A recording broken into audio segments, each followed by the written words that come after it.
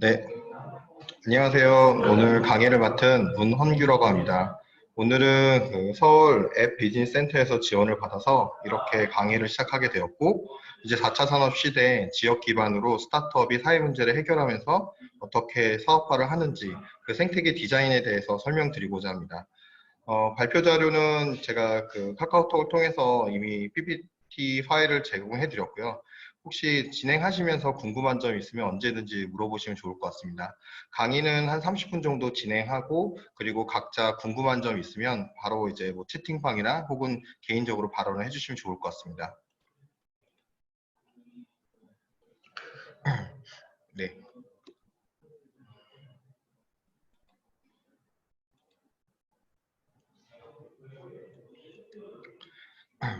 자, 로컬 크리에이터 사회혁신에 관련된 부분인데요. 최근에 국가균형 발전이나 지역 균형 발전에 관련된 다양한 법률이나 정책 예산들이 많이 편성이 됐는데요.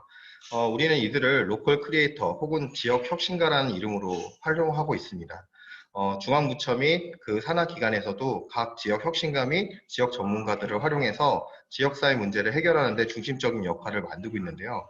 이와 같은 산업과 예산과 정책을 활용해서 우리 스타트업들이 어떻게 효율적으로 사업하는지 과정에 대해서 강의를 진행하도록 하겠습니다.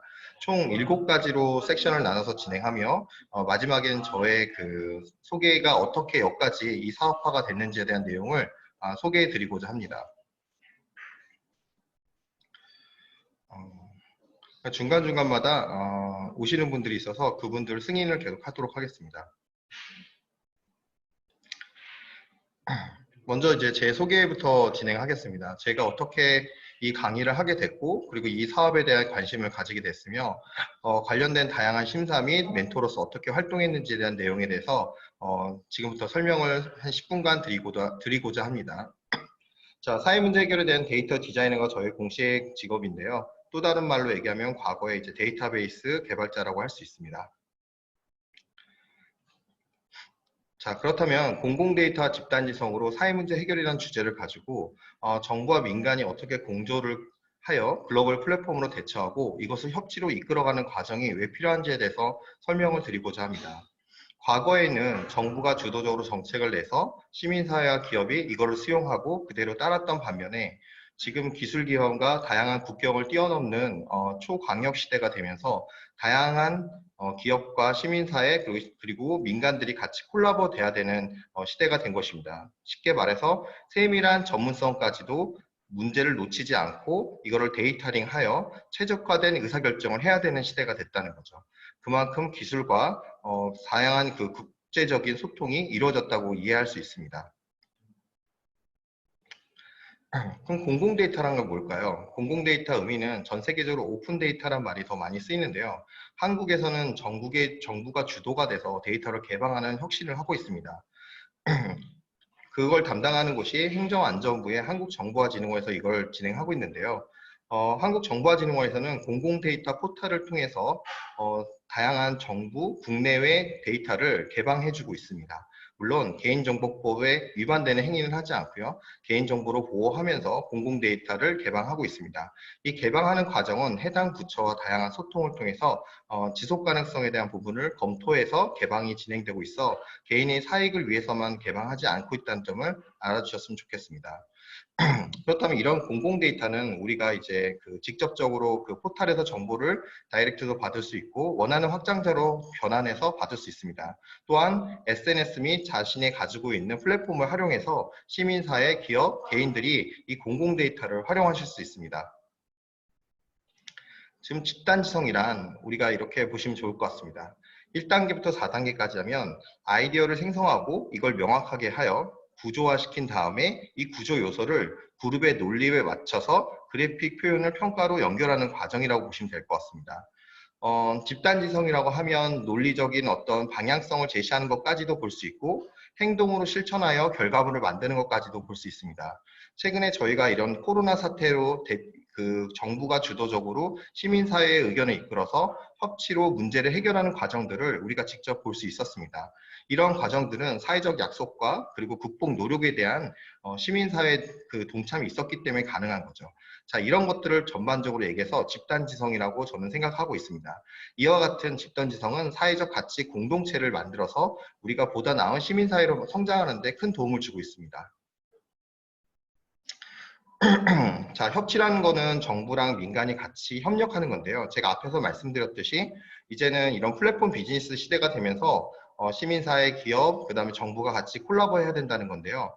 자, 이와 같은 내용은 저희 최근에 나온 얘기가 아니라 이미 과거에서부터 역사적으로 우리가 민간 협력을 통해서 위기를 극복한 사례가 있습니다. 대표적으로 이제 임진왜란이라고 있었는데 저희가 이제 정부가 성곽 보수 및 유능한 장수들을 미리 배치했지만 왜군들이 의외로 저희가 생각한 것보다 더 많이 참여함으로써 저희가 전력이 부족하였고 이런 것들을 백성들이 주도적으로 왜군의 후방을 교란시키는 보급선 차단까지 연결시켜서 관군들이 다시 재정비할 수 있는 골든타임을 만들어줬습니다. 또 그 과정에서 정부는 우리의 역량으로 부족하기 때문에 주변에 이제 동아시아의 중심인 명나라의 도움을 청해서 동아시아의 세계대전으로 확산되는 계기가 됐습니다. 그리고 백성들은 기존에 있던 자신들의 병력과 전력을 관군과 편제함으로써 힘이 더 강화된 관군은 전쟁의 주도권을 잡을 수가 있었습니다.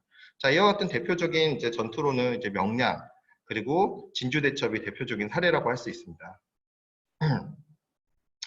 이렇듯 저희가 알고 있는 것처럼 모든 그 협치는 우리가 현재 일어났던 것이 아니라 역사적으로 우리가 쉽게 느낄 수 있었고 배울 수 있었다는 점, 그 점을 명심하시고 앞으로 우리가 협치가 지속적으로 이루어질 수 있도록 생각해야 할 필요가 있다. 그 점을 좀 알아주셨으면 좋겠습니다. 자, 국제사회 및 기술 융복합 시대가 관계가 됐는데요. 자, 이는 이제 플랫폼 전쟁 시대가 됐습니다.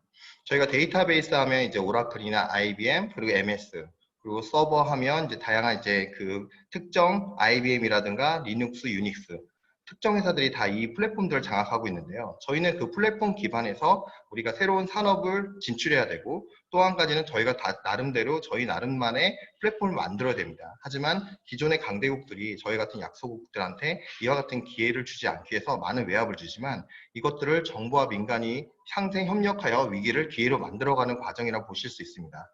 최근에 선박이나 그 메모리 반도체 부분에서도 강대국의 많은 외압이 있었지만 이런 것들을 기업과 정부가 잘 소통하여 위기를 대처하고 있으며 앞으로 더 나은 산업 생태계를 위해서 노력하고 있다는 점.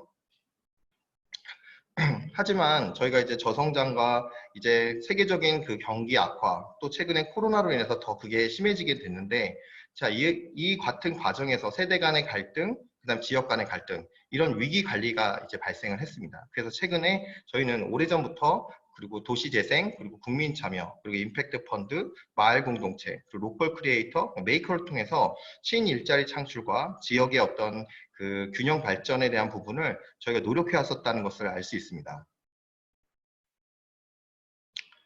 그렇다면 이와 같은 문제를 해결하는 과정은 사실 데이터적인 관점으로 봤을 때 집단지성과 공공데이터가 굉장히 연관성이 있다는 걸 알 수 있습니다. 생태계를 읽고 싶은 정부와 일하고 싶은 국민이 서로 혼합하게 되면 우리가 문제를 해결할 수 있는 알고리즘이 만들어진다고 보시면 될 것 같습니다. 즉 여기 보시는 표와 같이 팀 빌딩을 통해서 데이터를 확보하고 그리고 추론과 분석과 섭외를 통해 조직화를 하고 기구가 설립이 돼서 실천을 한 다음에 이것을 협약과 공유로 연결시키는 과정이라고 보시면 됩니다. 즉 정부가 민간의 문제점을 파악하고 이것들을 디자인하는 과정에서 최종적으로 정책으로 연결되는 이런 같은 협치 생태계가 굉장히 중요하다는 것을 알 수 있습니다. 그래서 저는 공공데이터 집단지성을 통해서 이런 시뮬레이션을 해봤습니다. 뭐 앱이나 빅데이터를 통해서 활용할 수도 있지만 저는 우리가 가깝게 활용할 수 있는 네이버 카페를 이용해서 가입자들을 크게 4단계로 등급을 나뉘고요. 처음에 가입 인사를 남기면 이제 혁신가 등급, 그 다음에 두 팀 이상이 서로 상생 협력을 통해서 문제를 해결하면 상생 협력, 그리고 정부의 사업을 후행한 업체들은 협치라는 등급을 줘서 3단계 등급을 후원 기간을 통해서 지속 가능한 상생 협력 협치 관계로 만들어가는 커뮤니티를 실제로 운영하였습니다. 자, 정량과 정성 평가를 통해서 우리가 지속 가능한 일자리를 연결해야 되는 게 굉장히 중요합니다. 즉, 우리가 단순하게 의미만 부여할 게 아니라 수치적으로 우리가 어떻게 이 성과를 낼 수 있는지, 아까 제가 말한 대로 공공 데이터와 집단 지성의 데이터를 분석하여 알고리즘을 만들고 그 알고리즘을 우리가 그 정부와 시민사회가 콜라보할 수 있는 단계적 프로세스를 그때 변화되는 시기에 맞춰서 위기 관리를 하는 것이 중요하다. 그래서 이렇게 정량 정성 평가에 대한 명확한 방향성이 중요하다는 것을 말씀드리고 싶습니다. 물론 저는 10년 전부터 다양한 정부의 프로젝트와 연구 사업을 통해서 이런 다양한 국가의 경험을 통해서 제 스스로가 무엇이 발전해야 된다는 걸 알 수 있었습니다. 자, 그렇다면 우리가 비대면 기술 혁신 리드에 대한 기업 분석을 한번 해보도록 하겠습니다. 자, 최근에 코로나가 되면서 비대면에 대한 이야기가 많이 나오고 있는데요. 비대면이 어디까지가 비대면인가 이런 생각을 좀 해볼 필요가 있습니다. 자, 비대면이라고 하면 촉진 단계 그리고 비대면 생태계입니다. 전혀 사람들이 만나지 않고 서비스가 이루어지는 게 아니라 가장 많이 접촉할 수밖에 없는 생태계를 IT 기술을 활용해서 접촉하지 않고 거래나 혹은 유통이 되게끔 하는 방법을 얘기합니다. 최근에는 이제 우리가 알고 있는 핀테크 부분이 바로 대표적인 사례인데요. 은행에 가지 않고 우리가 쉽게 대출을 받을 수 있는 이제 시대가 된 거죠. 과거에는 우리가 이제 다양한 증명서라든가 각종 신청서를 가지고 우리가 은행에 방문해야 됐지만 지금은 버튼 두세 개만 가지고 기존에 입력된 개인정보로 대출을 받을 수 있다는 겁니다. 물론 기업이라든가 대규모 펀드 같은 경우는 좀 더 많은 절차가 필요하겠지만 소규모 소액 펀드에서부터 지금 쉽게 누구나 다양한 플랫폼을 통해서 대출을 받을 수 있다는 점, 그것들이 바로 우리가 알고 있는 비대면 기술의 가장 근접한 모습이라고 볼 수 있습니다.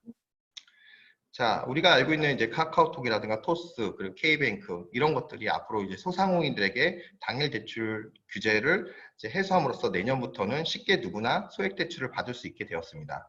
자, 이것들은 일부 특정 금융권에 한정돼 있었지만 이제 IT 기업을 통해서 누구나 쉽게 소액 대출을 통해서 위기 관리를 할 수 있다는 점을 알 수 있어서 너무 좋은 서비스라고 생각합니다.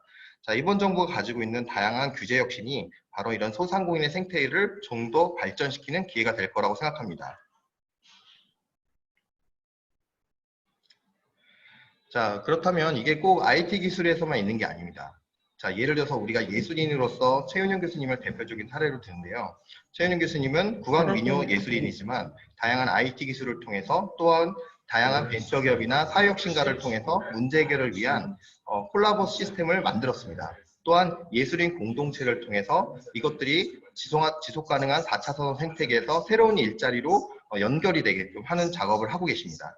대표적인 사례로 이제 인문학 교육을 통해서 어떻게 하면 이 문제를 해결할 수 있을지에 대해서 국악 민요뿐만 아니라 다양한 벤처기업, 시민사회, 공공기관까지 콜라보해서 이와 같은 비대면 미디어 공연, 그리고 화상 인문학 강의, 그리고 노래하는 벤처인 인문학 활용 협치, 그리고 지역 공동체 디자인을 통해서 문제를 해결하고 있습니다.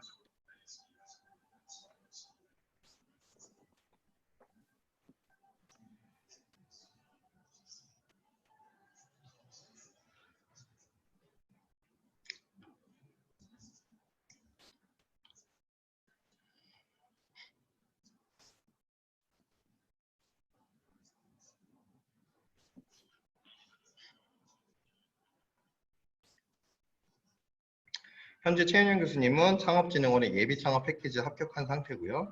그리고 다양한 벤처 대전을 통해서 데이터 기반으로 해서 이 문학, 음악, 그리고 다양한 장르가 어떻게 콜라보 되는지에 대해서 사례를 만들어가고 있습니다.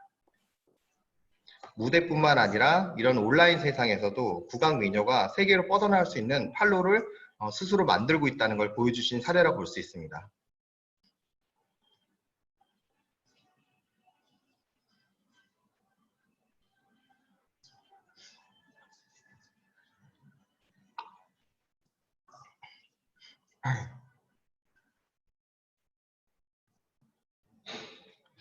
자, 좀 영상이 길어서 제가 좀 잘랐고요. 나머지는 나중에 개인적으로 요구하시면 메일로 송부해 드리겠습니다. 자, 4차 산업 기술의 비대면과 휴머니즘 시대로 가는데요. 이건 뭐냐면 단순하게 기술로서 우리가 모든 사람 간의 관계를 만들기는 어렵다는 거죠. 그리고 그 사람들한테 우리가 인간의 본연인 감동과 공감, 그리고 창의적 사고, 이런 부분들을 만들어 가야 된다는 거고, 앞으로 그 4차 산업에서 그런 부분들을 좀 더 강화하기 위한 노력이 필요하다는 거죠. 여러분들이 현재 유튜브 활동이나 포스팅 활동, 그리고 다양한 사람들과의 소통, 이런 모든 과정들이 기술과 연계돼서 스토리로 만들어 가야 되고, 또한 이게 문화로 지속 가능하게 연결되는 점이 굉장히 중요한 부분이라고 생각합니다. 자, 그러면 우리가 재생마을 혁신 사례를 들어서 한번 이 문제를 한번 보았으면 좋겠습니다. 휴머짐 시대가 어떻게 정책과 우리가 혁신을 이루어지는 과정에 대해서 봐야 되는지 여러분이 한번 검토해 보실 필요가 있는 부분이 바로 대표적으로 고령화 시대입니다. 자, 고령화 시대가 되었다는 것은 우리가 새로운 우리가 미래 일자리가 될 수 있는 청년들이나 창의적 사고를 가진 인력층들이 줄어든다는 겁니다. 그러다 보면 고령화되는 도시는 당연히 발전 속도가 지연될 수밖에 없고, 재생마을 사업을 통해서 어떻게든 청년 세대나 혹은 새로운 기술이 도입되게끔 만들어가는 중간적인 역할이 필요하다는 것입니다. 이러기 위해서는 지역복지기관의 굉장히 역할이 있는데요. 지역복지기관이 중심이 돼서 지역 공동체, 그리고 일자리 생태계, 그리고 지역 자문단, 그리고 공무원을 통한 협치로 연결돼서 이 5가지의 부분을 해결해야 됩니다. 4차 산업시대 신기술만 가지고 재생마을이 지속적으로 연결되기 위한 정책이 뒷받침돼야 되고, 이를 위해서는 당연히 민관협력 협치 생태계가 이루어져야 되며, 교육을 중심으로 해서 마을 재생 사업으로 연결돼야 이것이 기술 일자리 정책으로 당연히 연속돼서 움직일 수 있다고 보시면 될 것 같습니다. 자, 그렇다면 전 또 한 가지로 워킹그룹이라는 것을 제안합니다. 자, 소셜벤처, 사회적 기업, 그리고 다양한 조직들이 서로 이 지역 재생마을에 대한 문제 해결을 위해서 팀빌딩을 짜고, 이것을 3차 년도를 통해서 지속 가능한 생태계로 만들어가는 과정입니다. 고령화된 마을 사회에서 내부의 인력만으로 신기술 혹은 다양한 추진력을 얻기는 사실 어렵습니다. 그래서 이와 같은 워킹그룹을 통해서 총 3차 년도를 통해서 지속적으로 그 현지 지역 주민이 주도가 된 메이커 스페이스라든가 로컬 크리에이터, 그 다음에 마을 공동체를 통해서 일자리 창출로 연결돼야 된다는 것입니다. 자, 그렇다면 상생협력 협치를 통한 단계적 구성에는 크게 디자인과 주관, 커뮤니티로 보시면 될 것 같습니다. 1차 년도에는 스타트업 중심의 워킹그룹, 그리고 2차 년도에는 지속가능성을 위한 복지사들 중심, 그리고 3차 년도에는 현지 거주하고 있는 주민 자치가 중심이 돼서 이 사업을 디자인해야 됩니다. 물론 그 디자인 되기 위해선 사전 교육하고 커뮤니티 구축이 굉장히 중요합니다. 그 다음에 이제 주관기관으로는 NGO, 지역사회복지협회, 그리고 지역 기업들이 단계적으로 통해서 일자리 부분으로 역할을 해야 된다는 겁니다. 커뮤니티도 초기에 많은 비용이 교육과 그 프로그램 디자인에 되기 때문에 커뮤니티 비용을 최적화하고 네이버 카페와 유튜브 같은 기존의 무료 플랫폼을 활용하고, 이후에 이것들을 데이터 가공이 가능한 로컬 앱으로 발전시켜야 된다는 것입니다.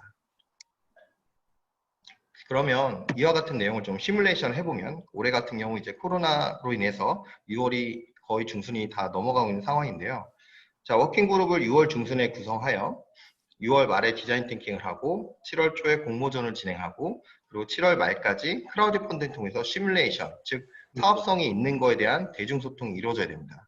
그리고 이 과정에서 체험을 통해서 이 사업에 대한 어느 정도 프로타입이 완성되고, 완성된 프로타입은 미덕 행사를 통해서 진행이 돼야 되는 거죠. 자, 여기 지금 나온 시나리오는 제가 올해 코로나가 9월쯤부터 다시 생길 거를 고려해서 우리 2020년도에 사업을 수행할 수 있는 맞춤형을 제공했고요. 이걸 통해서 2021년도에 임팩트 펀드를 유치할 수 있는 근거로 저희가 로컬 혁신에 대한 시나리오를 짜보도록 했습니다. 자, 그렇다면 우리가 지역 시민사회가 이런 소셜벤처, 즉 워킹그룹을 통해서 진행을 해야 되는데요. 그 워킹그룹은 무엇 때문에 이걸 하는 걸까요?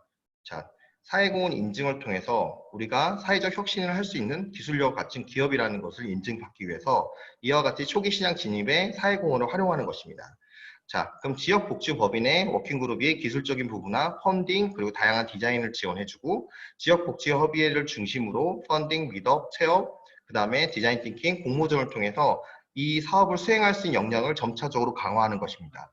이 과정에서의 실행 과정을 지방 정부에게 제공해 줌으로써 지방 정부는 지역 펀드 및 그런 해당 지역 복지법에가 이 사업을 할 수 있게끔 MOU를 체결합니다. 그럼 최종적으로 원하는 건 임팩트 펀드 유치입니다. 여기서 임팩트 펀드란 공공기관이 지역사회 혁신을 위한 부분도 있고 기업들이 사회 문제를 해결하기 위해서 조성된 펀드라고도 할 수 있습니다. 자, 이와 같은 펀드를 통해서 지역 연구 지원, 로컬 크리에이터, 메이커 스페이스, 문화마을 확산, 그리고 예술 문화 확산 같은 이와 같은 사업들이 재생마을 사업에 스며들도록 하는 것이 중요합니다.